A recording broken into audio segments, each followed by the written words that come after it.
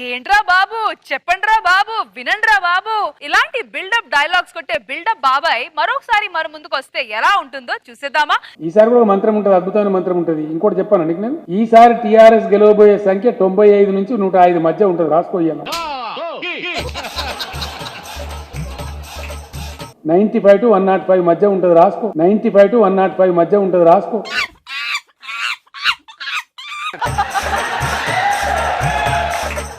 రాష్ట్రంలో సెంచరీ మోగాలే, 100 దాటాలే.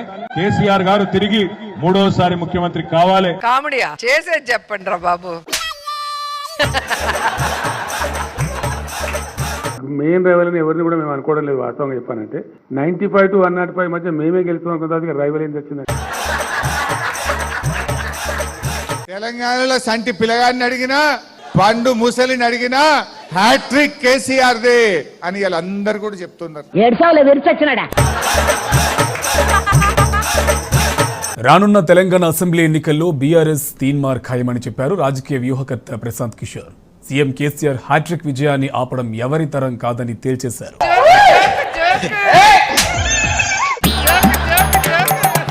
और south India के हिस्ट्री में कभी भी 3 बार लगातार कोई सीएम नहीं बना है और हम चाहते हैं लोगों का आशीर्वाद होगा तो जरूर केसीआर साहब तीसरी बार मुख्यमंत्री बनेंगे, ऐसा हमारी आश्वासन है. ఆ ఒక్క మాటతో లేచి 2 జేబుల్లో చేతులు పెట్టుకుని నడుచుకుంటూ వెళ్ళిపోతున్నాను. నేను ఎక్కడికి వెళ్తాను కూడా నాకు తెలియదు.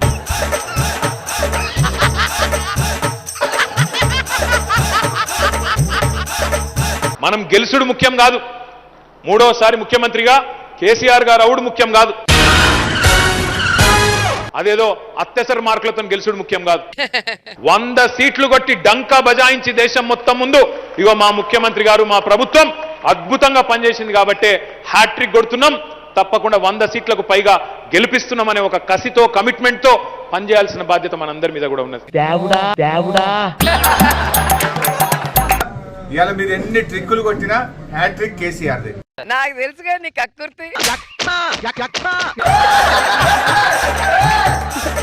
గెలుస్తున్నాం, దాంట్లో ఏం డౌట్ లేదు. నాకు తెలిసి 95 నుంచి 105 స్థానాల మధ్య రావాలి మనకు, డౌట్ లేకుండా.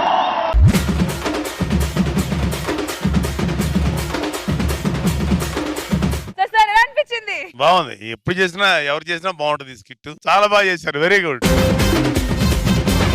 రోజా గారు, సో ఈ రోజు కనిపించింది పర్ఫార్మెన్స్ మాకు. మీ ఫేస్ ఎక్స్ప్రెషన్స్ అన్ని కూడా ఇప్పుడు ఒక్కొక్క ఫేస్ క్లోజ్అప్ వేస్తే అసలు రియాక్షన్ ఉంది. మీ శాడిజం గురించి ప్రపంచం అంతా గుసగుసలాడుకుంటుంది స్కిట్ తర్వాత. చాలా బాగా చేశారు. మాకైతే చాలా ఎంటర్టైనింగ్ గా ఉంది.